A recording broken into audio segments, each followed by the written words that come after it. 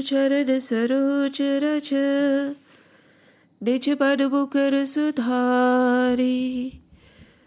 बरनौ रघुबर बिमल जसु जो दायक फलचारि। बुद्धिहीन तनु जानिके सुमिरो पवन कुमार। बल बुद्धि विद्या देहु मोहि हरहु कलेश विकार। जय हनुमान ज्ञान गुण सागर जय कपीस तिहु लोक उजागर। राम दूत अतुलित बल धामा अंजनी पुत्र पवन सुत नामा। महावीर विक्रम बजरंगी कुमति निवारि सुमति के संगी। कंचन बरन बिराज सुबेशा कानन कुंडल कुंचित केशा। हाथ वज्र औ ध्वजा बिराजे कांधे मूज जनेऊ साजे। कर सुवन केसरी नंदन तेज प्रताप महाजगबंदन।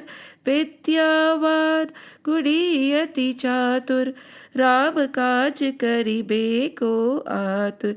प्रभु चरित्र सुनिबे को रसिया राम लखन सीता मन बसिया। सूक्ष्म रूप धरि सियहि दिखावा विकट रूप धरि लंक जरावा।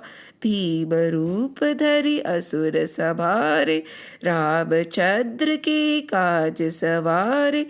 लाए सजीवन लखन जियाए श्री रघुबीर हरषि उर लाए।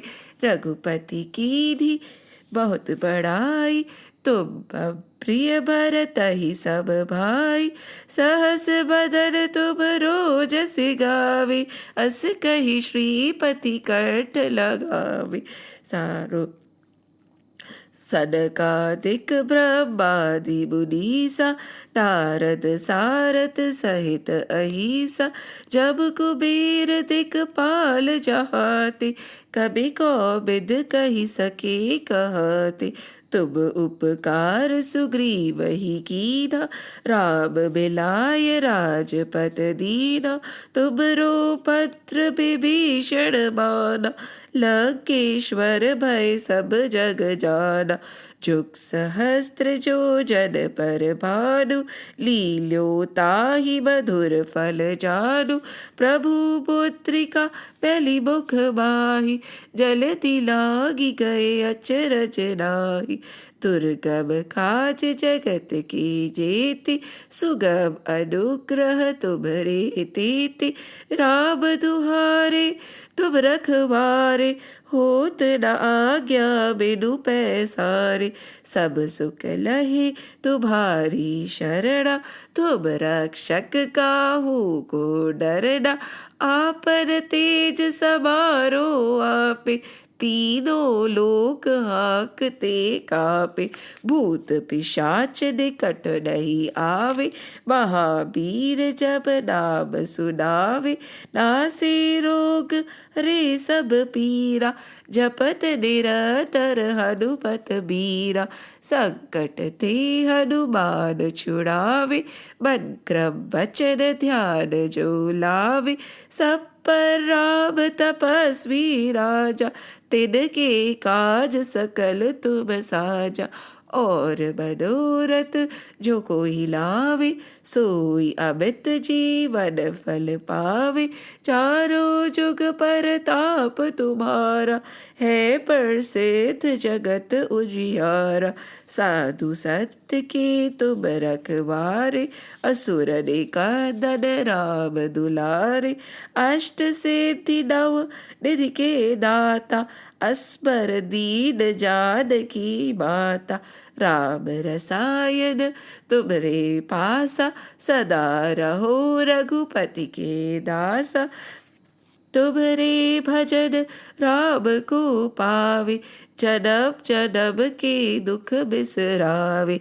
अद्ध काल रघुबरपुर जाई, जहाँ जन्म हरि भक्त कहाई।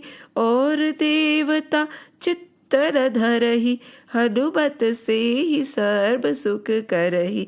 संकट कटे मिटे सब पीरा, जो सुमिरे हनुमत बलबीरा। जय जय जय हनुमान गोसाई, कृपा करहु गुरुदेव की नाई। जो सत बार पाठ करे कोई, छूटहि बंधि महा सुख होई। जो यह पढ़े हनुमान चालीसा, होए सिद्ध साकी गौरीसा। तुलसीदास सदा हरि चेरा, कीजय नाथ हृदय बह डेरा। पवन तनय संकट हरन, मंगल मूरति रूप। राम लखन सीता सहित, हृदय बसो सुरभूप। सियावर रामचंद्र की जय, पवन सुत हनुमान की जय। उमापति महादेव की जय, बोलो रे भाई सब संतन की जय। Jai Shri Ram, Jai Shri Krishna. We have reached the last 3 verses of chapter 1. Arjun Vishad Yoga. Isn't it beautiful that Vishad is also a yoga? What is the meaning of yoga? Yoga is the way to connect to the divine. How is it possible, we might say? Vishad, grief, sorrow are very reassuring, because when we are shaken out of our comfort zone, when we are shaken out of our joyful bubble, that is when we are willing to look around or look upwards.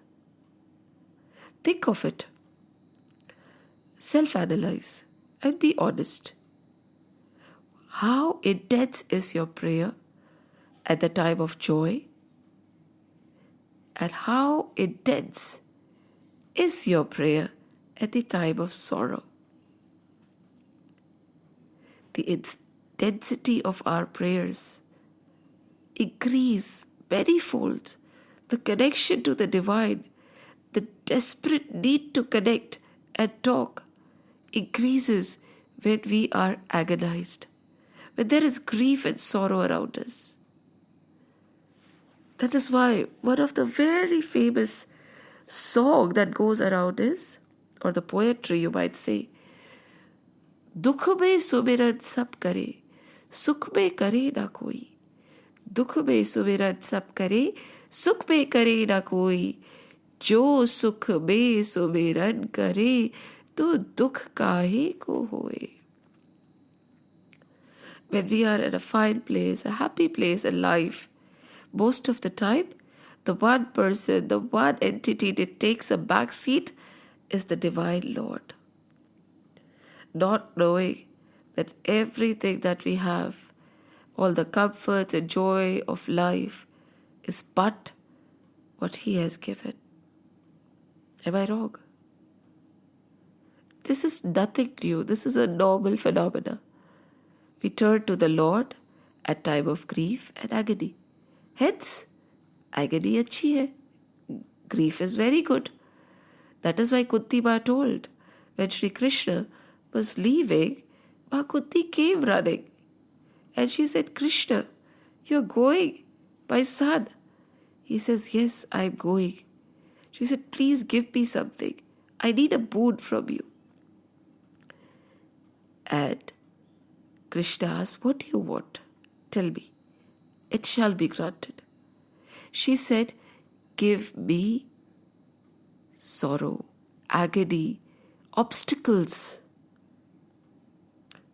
Let me just rephrase it. Give me obstacles and problems. Because being sorrowful or not is our choice. So she said, give me obstacles and problems. Sri Krishna looked and he said, why are you saying so?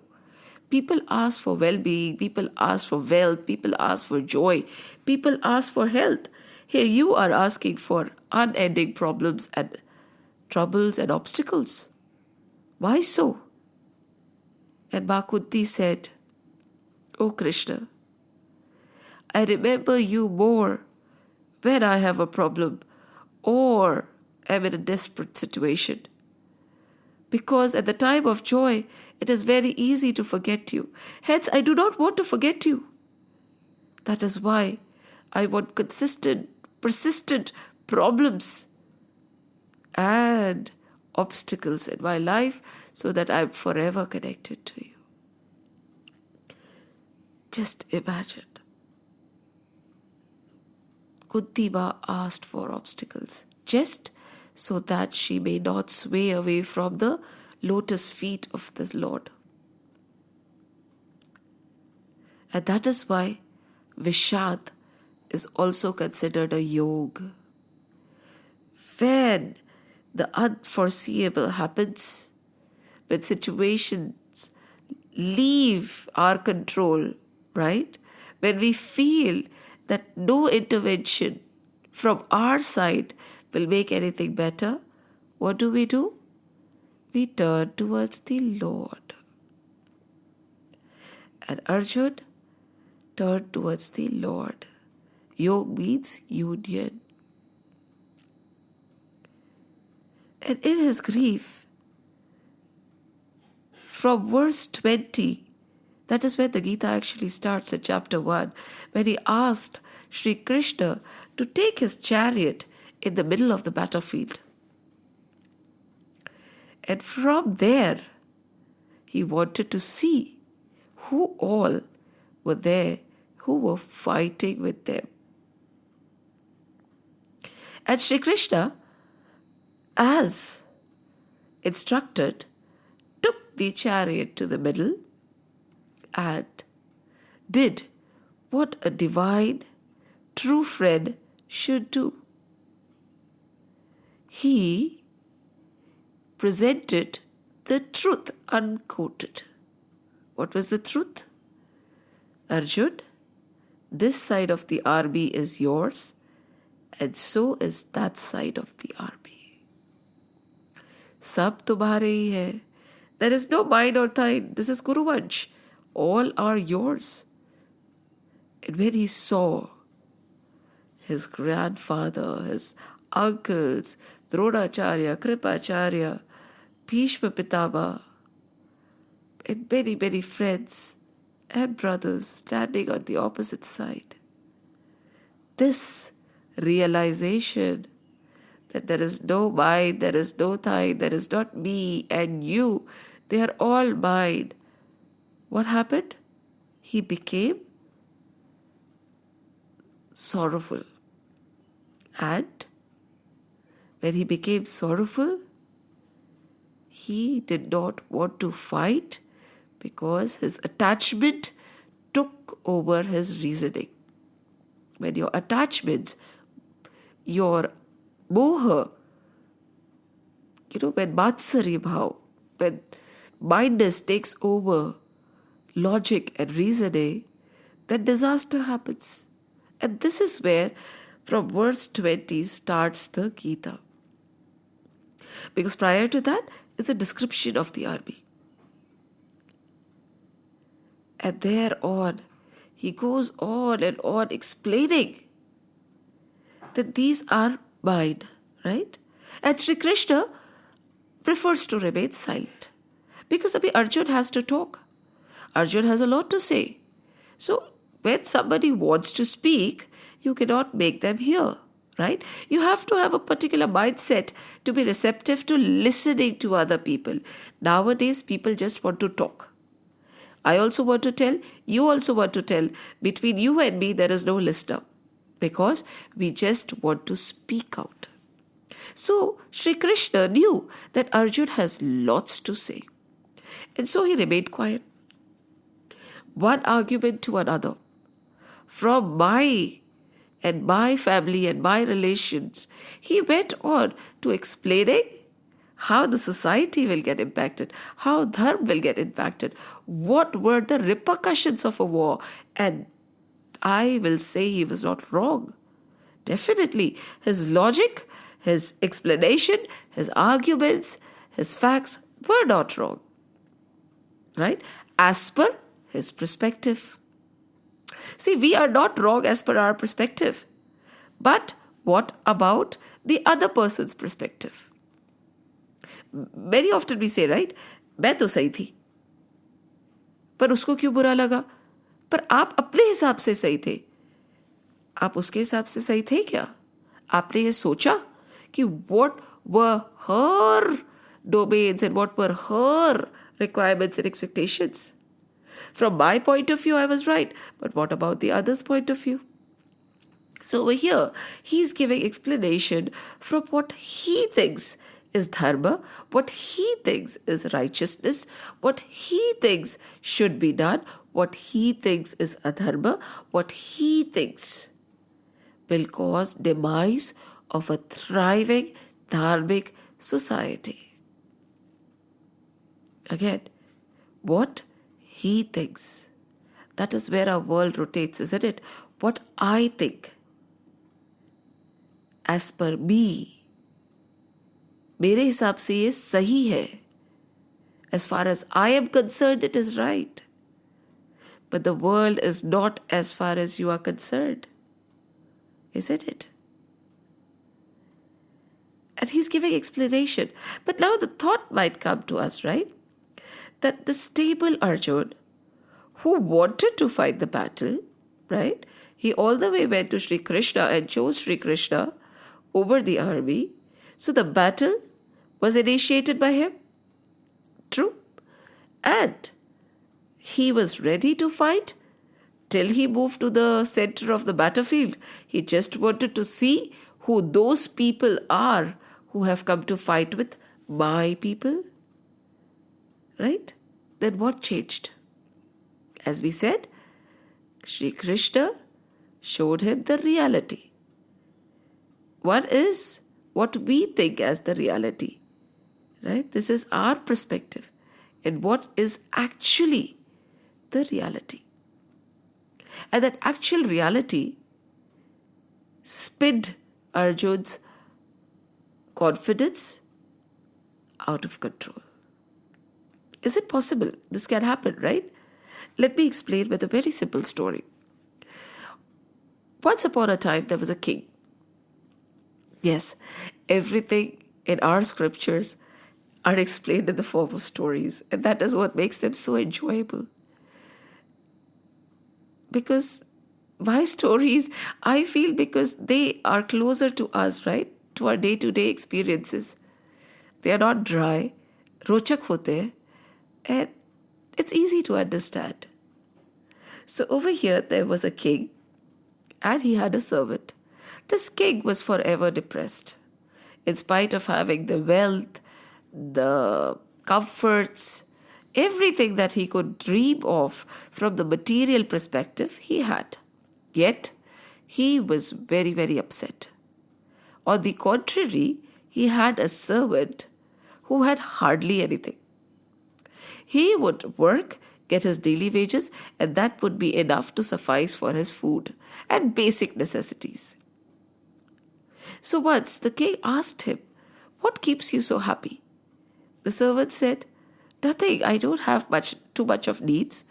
I have a good family, and we eat whatever money we have. We need very little clothes to cover ourselves, food to eat, a roof over our head, and so we have all that. What more can I ask from God?" Now the king was amazed. He wanted to consider this man to be a saint, with minimal requirements, totally contented, So he went to his minister and said, "We have a saint amidst us. And that saint is a servant. He does not need anything. He is beyond greed. He's so happy, he's sthit." Now the minister said, "I can see he's happy, But you cannot say that he is sthit. Sthit means stable, composed, calm in any situation. In the current situation, he's stable. The king was like, what are you trying to tell me? He said, I'll tell you. There is this thing, there is this clause which can destabilize anybody. And this clause is the clause of 99 coins. Again, the king started scratching his head. He said, what is the clause of 99 coins? He said, just wait and watch. Tomorrow night, I'm going to leave 99 coins at his doorstep. And let's see what happens. The minister, at night, left 99 coins, gold coins, at the doorstep of this very contented servant. In the morning, the servant looked at 99 coins and he started counting. He was overjoyed. He said, 99 gold coins. Wow, we are rich. All our problems are solved. This is so amazing. We won't have to work for the rest of our lives. And they all were counting. And then the servant realized that there were only 99 coins. How is it possible? He counted again. Then he counted again. Then he counted again. Till he realized that one coin was missing. And he said, this is not possible. I was supposed to get 100 coins. Only 99 coins.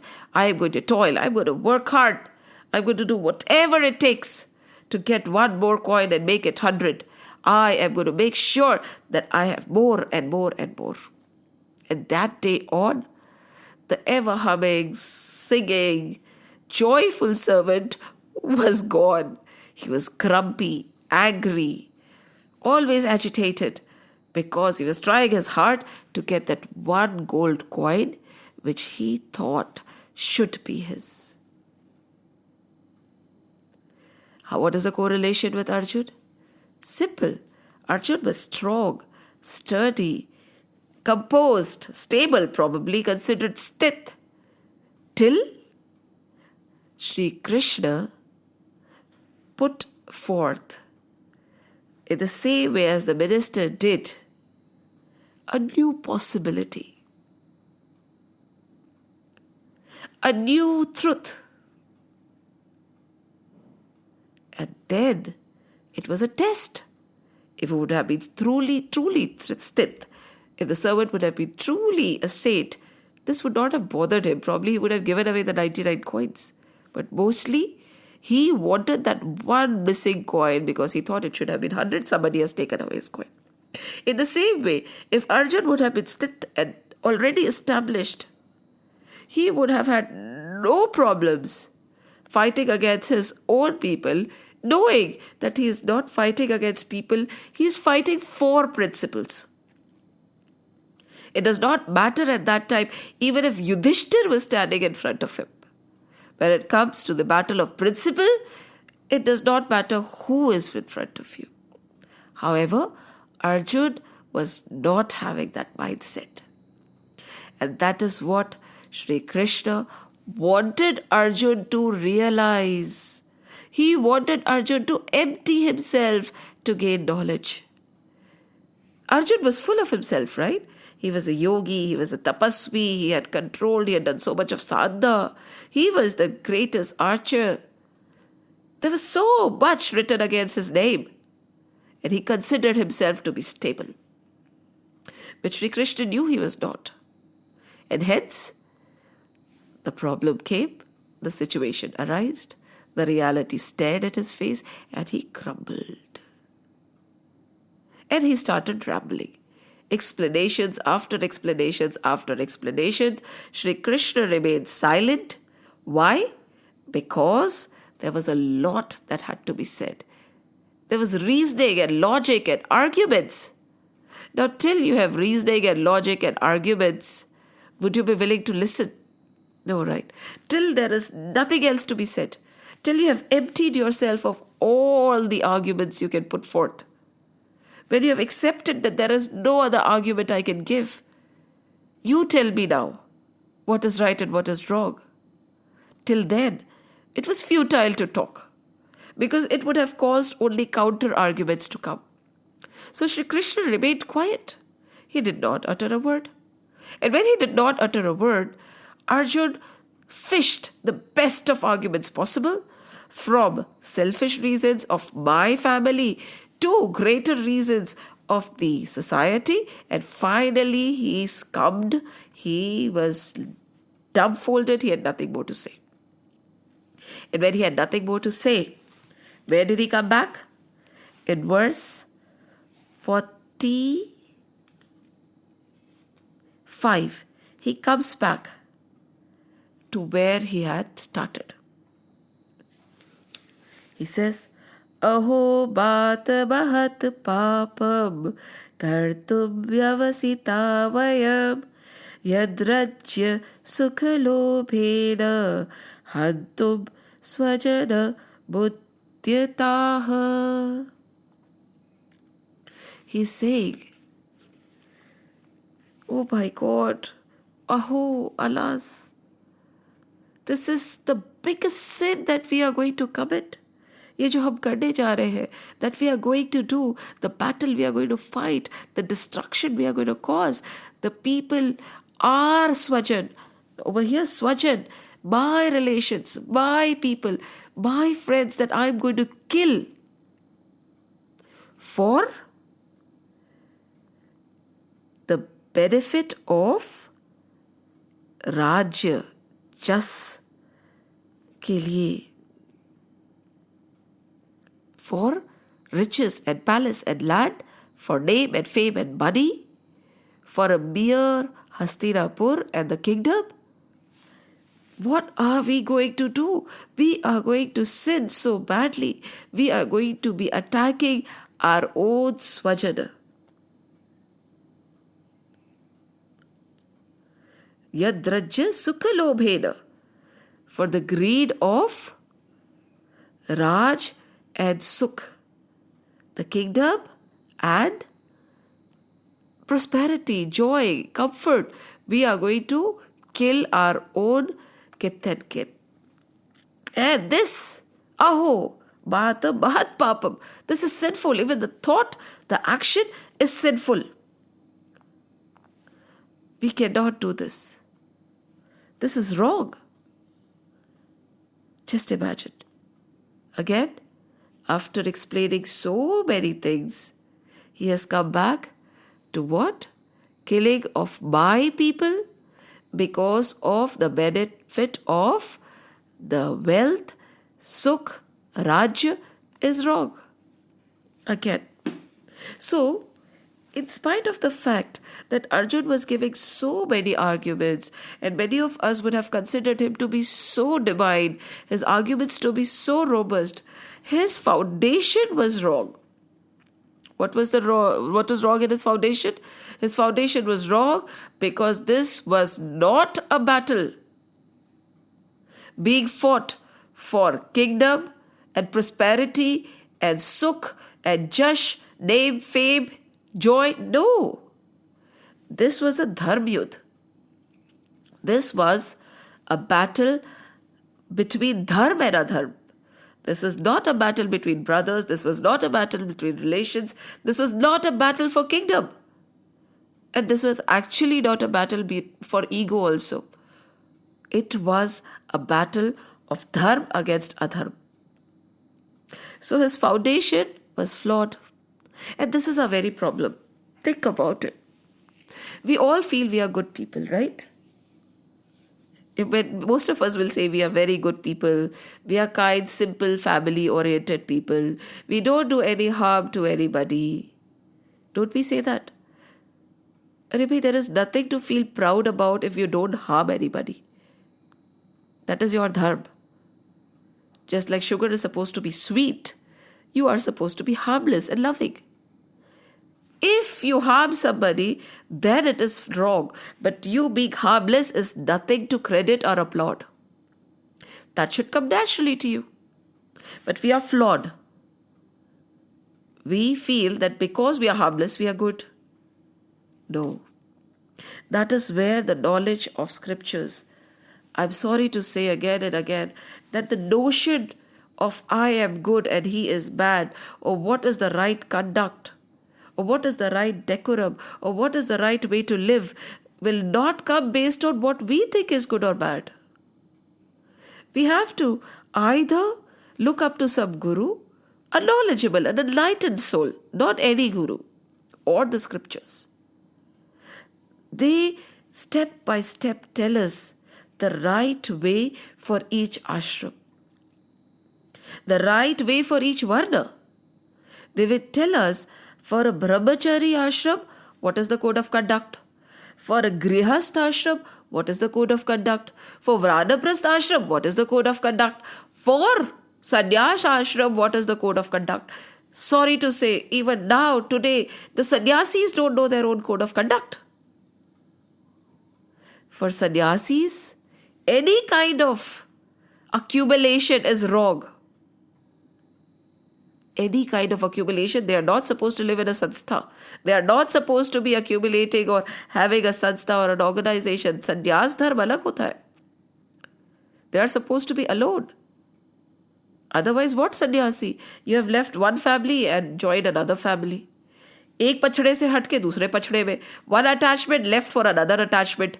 That is the definition of sannyasis today. Apologies to say that. But in our scriptures, the code of conduct of each ashram is given very specifically. Not only this, the code of conduct, the way one varna and the other varna, depending on your nature. I am not saying varna is by birth. There is no argument about that. But whatever is your dharma, it's Kshatriya dharma, or it's Brahmin dharma, or it's Shudra dharma, or it's none is inferior, none is superior, or is Vaishya dharma.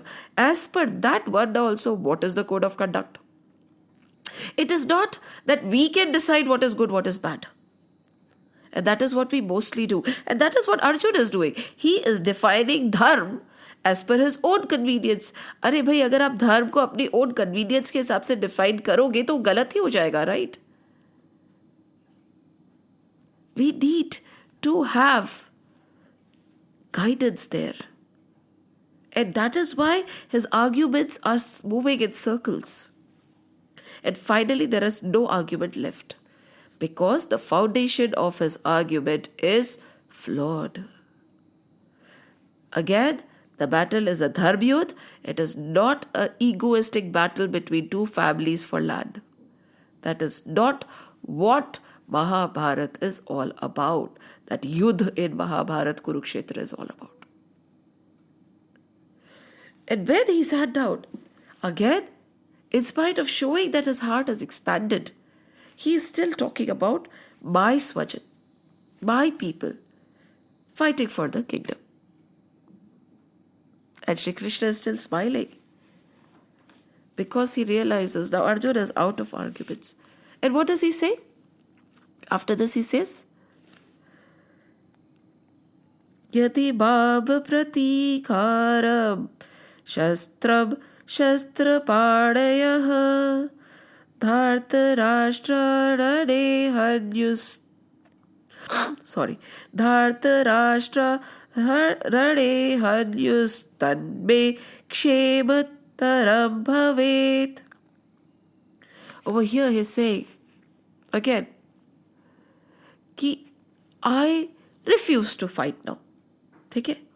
He has realized that he has no solid arguments left, but he is saying, I do not want to fight this battle, Shri Krishna.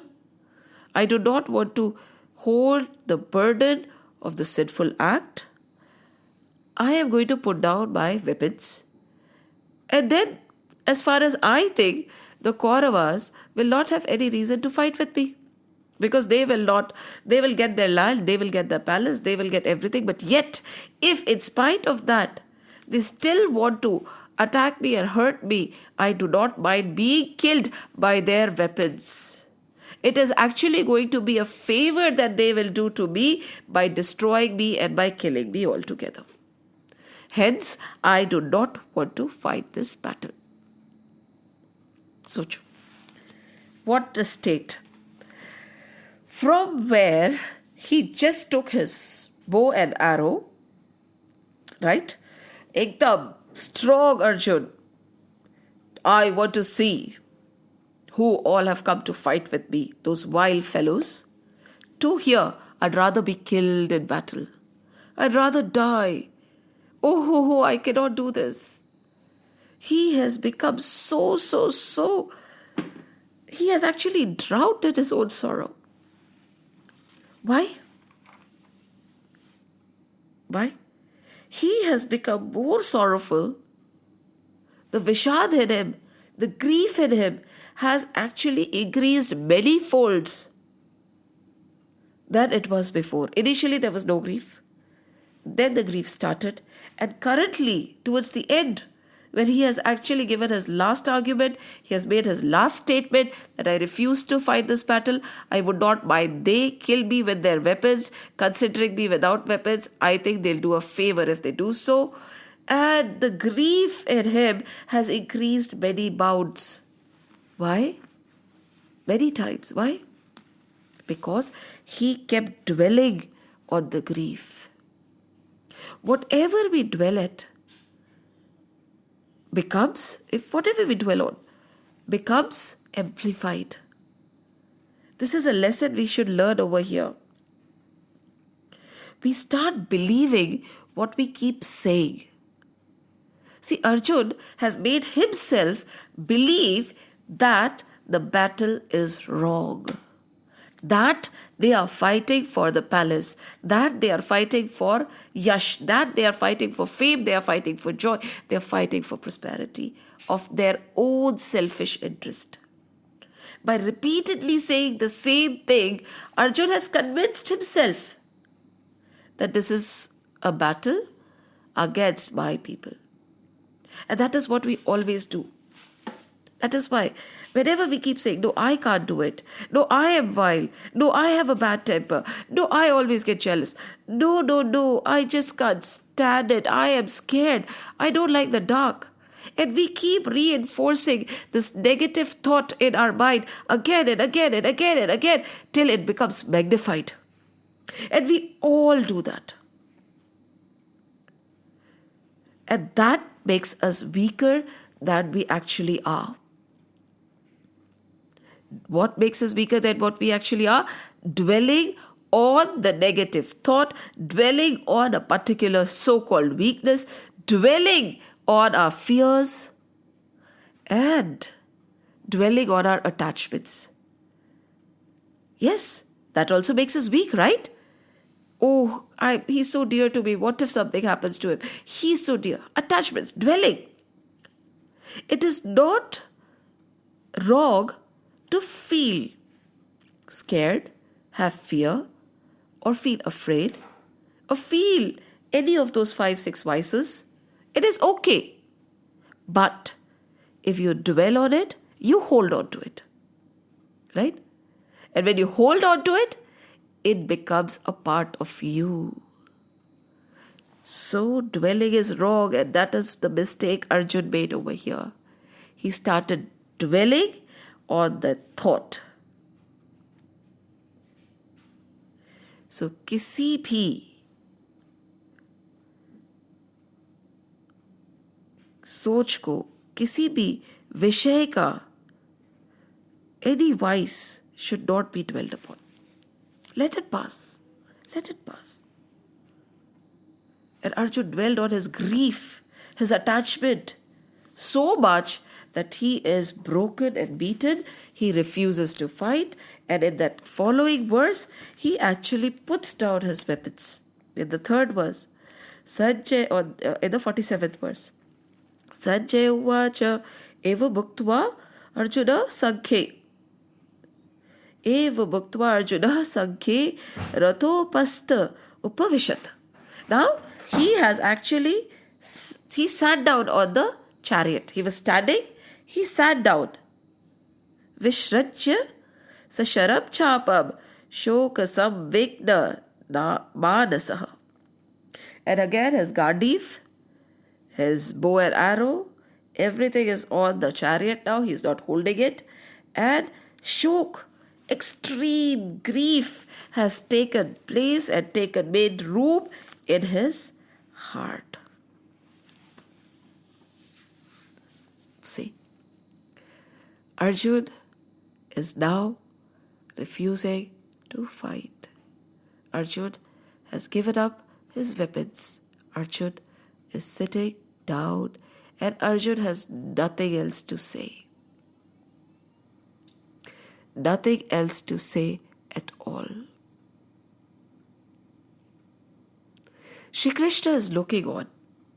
Just imagine, in the middle of the battlefield, when the battle is just about to begin, one of the main warriors has given up before the fight has even started. What a situation, isn't it? And Shri Krishna is looking on. He's still not saying anything. Why? Because now Arjun has emptied himself of everything that was coming in his mind. Arjun has emptied himself of all the thoughts and all the negativity that was overshadowing him. And now he wants Shri Krishna to speak, guide, because he's saying, I am lost. I don't think I can come to the end or find a solution of this problem with my own reasoning, using my own intelligence. Oh Shri Krishna, I surrender to you. Please guide me. Now you would ask me, how are you saying that he is asking Shri Krishna to guide him? He has said very clearly that this battle is wrong. It is adharma. We are going to become sinners. We are going to kill our own family for kingdom and prosperity and joys. Not only this, I would rather die. I'd rather have them kill me. They would be doing me a favor by saving me from this sin. And saying this, he has taken away, put down his bow and arrow and he has sat down. So now you would say, how has he surrendered to Shri Krishna? How is he open to Shri Krishna? According to us, he seems to be closed. He has given his final verdict. I won't fight. Nahi. Arjun could never do that. Arjun would never give a final verdict to Shri Krishna. He is who chose Shri Krishna over his whole army. In a battle where warriors are important, he knows Shri Krishna is more important than any number of soldiers and charioteers or anybody. And that also, Shri Krishna is going to fight without a weapon. He said, I will just be your charioteer. I will not be holding any weapon. So he could not give his final verdict to Shri Krishna. And if this would have been a final verdict, what Arjun would have done is, he would have dropped his bow and arrow. He would have gotten down from the chariot and walked off the battlefield. Who could stop him? Was anything stopping him? No, right? But what did he do? He sat down in the chariot quietly, still turning towards the Lord, still looking at the Lord, still seeking from the Lord. At this time, he has emptied himself totally. He has emptied himself of that ego where he thought he was sthit, where he thought he was there, where he thought he was a great yogi. That good ego, Krishna took away, right?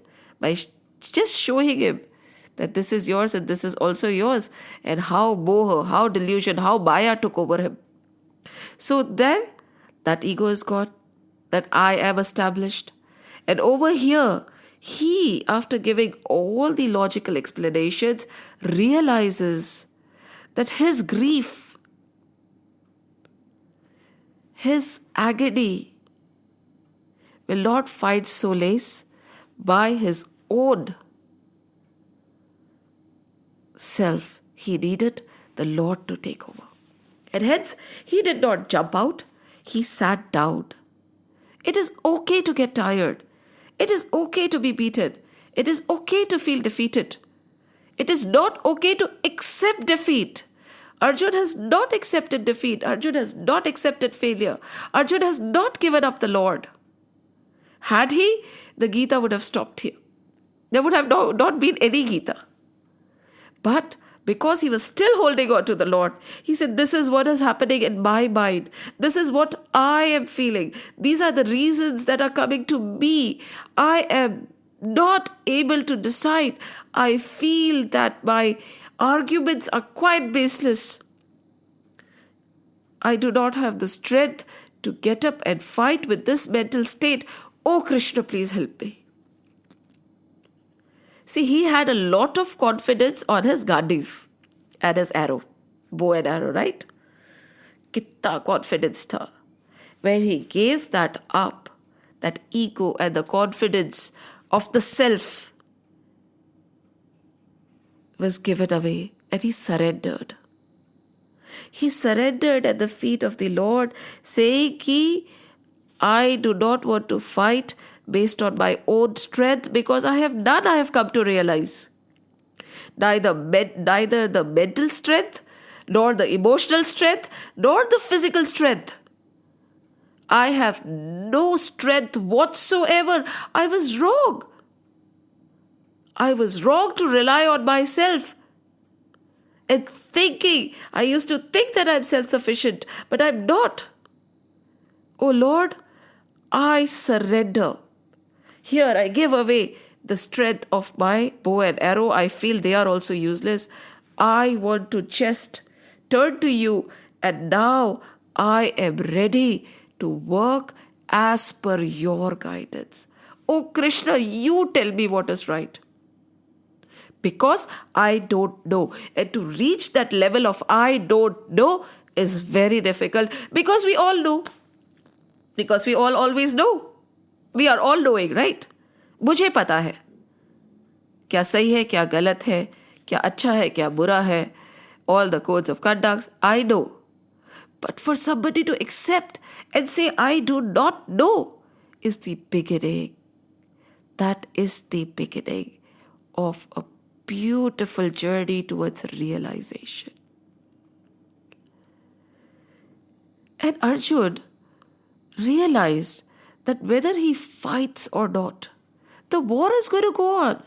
Later on, we'll hear Sri Krishna tell that whether you fight or not, the war will go on. Isn't it?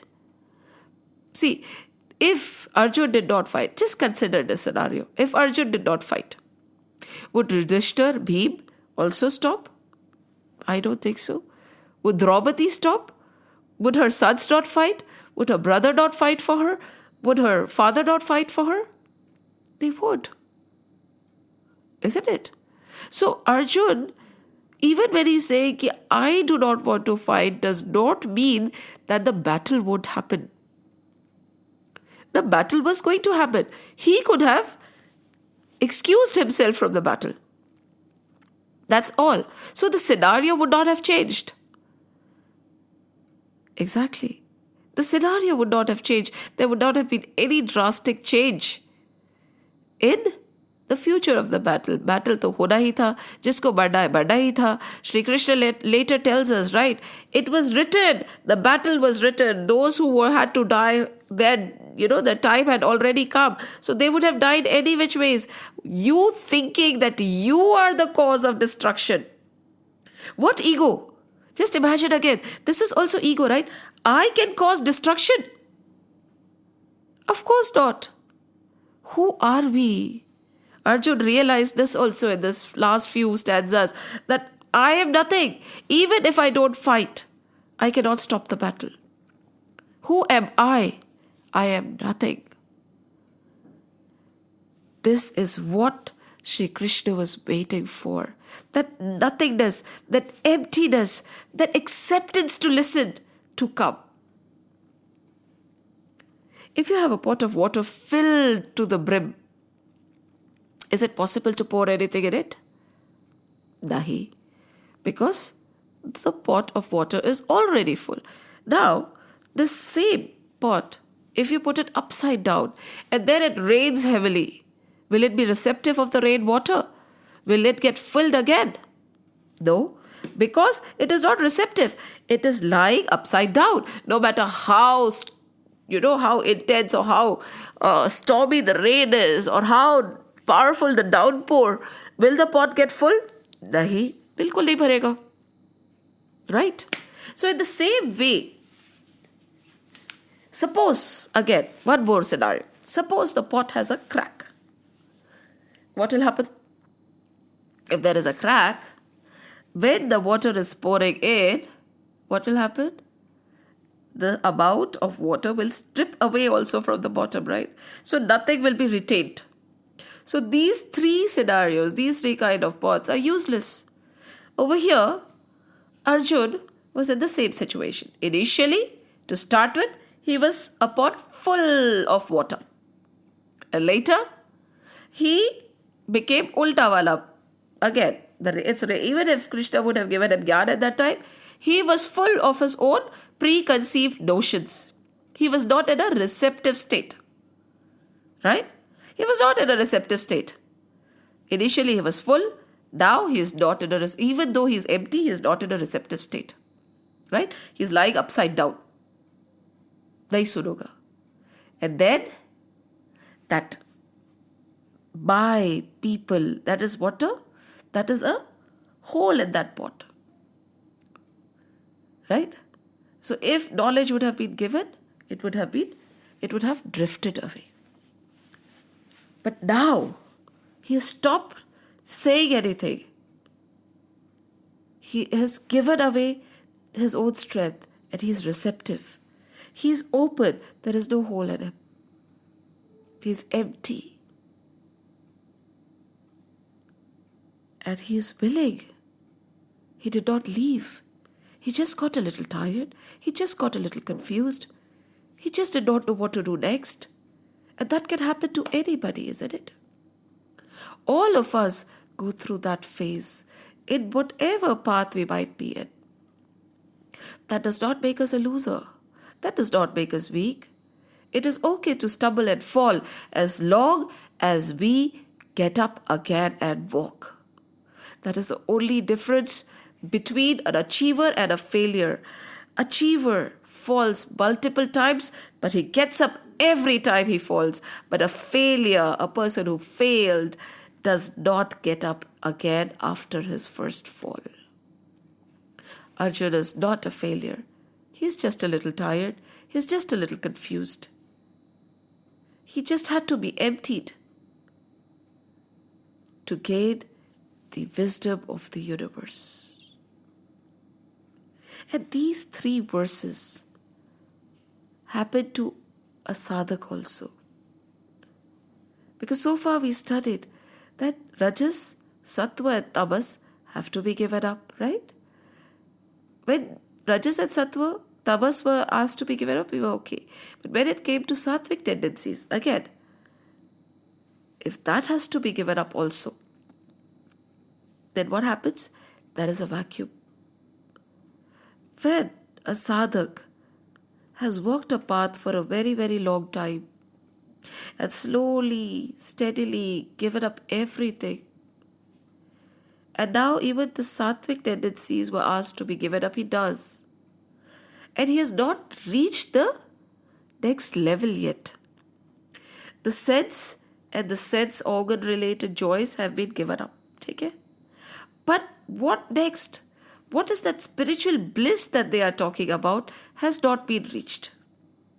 So all the sense enjoyments, be it good or bad, have been given up. So there is a vacuum, a lull, because at that time, ना हमारे हाथ में जगत है और ना जगत पति है. So at that time, a sadhak starts to wonder whether what he is doing is right or wrong. And there is an urge to go back to the material world because he cannot see Jagatpati, he cannot see the Lord, he cannot see the way forward because the way the bliss has to be experienced next is not the way which has been known to him. And that path has not opened up yet. It requires a little more effort. It requires a little more patience. It requires a little more surrender. But many a times, the urge to run back to the sensual world, run back to the material world comes. And that is where most of the sadhaks, most of the spiritual seekers fall. Because they feel nothing in front of them. And they don't have the patience to wait for as long as it takes. And then they slide away back to the material world because they do not want to give up the known for the unknown. आगे किसने देखा क्या है? Let me just enjoy what I have right now. Otherwise, neither will I have this, nor will I have that. This happens to so many spiritual seekers. And this is a spiritual granth. Geeta has been pulled out from Mahabharata. And it comes almost towards the far end of Mahabharata, isn't it? Who pulled it out? Shankaracharya ji pulled it out for us. Before that, it was an integral part of Mahabharata. So, they have explained everything. Nowadays, we jump directly to the Gita. It is okay. It's not wrong. But we start reading Gita from a very different perspective. I would not call it wrong, but from a very different perspective. See, once Ved Vyas ji said, and Bhaiji keeps repeating this, and I really like it. He said, I wrote the Mahabharata, Ved Vyas ji say, I understand what is written in it. Shukacharya, my son understands what is written in it. I understand what Gita is saying. My son, Shukacharya, understands what Gita is saying. But who is listening? Sanjay. I do not know if Sanjay understands what Gita is saying. See, listening, hearing, memorizing is a different thing. Understanding, it cannot be guaranteed. Because we do not know what perspective, from what conditioned mind, from what angle, and we are selectively receptive also to top up. So many a times we don't even understand what the scriptures are trying to tell us. And for that, what do we have to do? We have to unlearn what we have learned. We have to empty ourselves.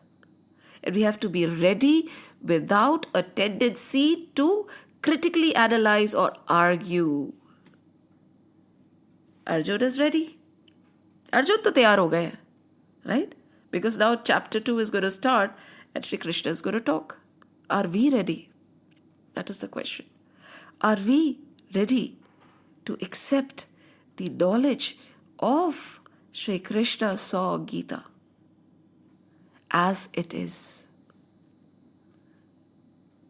That is the question. And that is something we need to dwell on. We need to prepare ourselves now.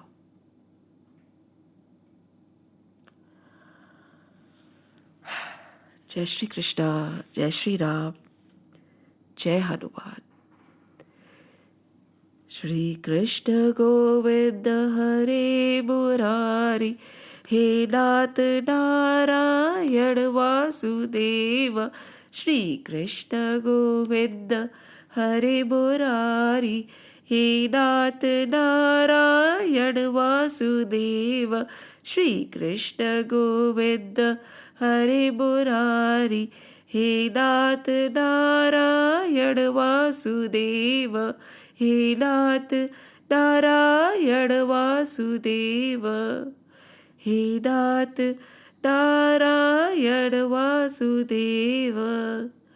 Om Namo Bhagavate Vasudevaya. Om Namo Bhagavate Vasudevaya. Om Namo Bhagavate Vasudevaya. Vasudevaya.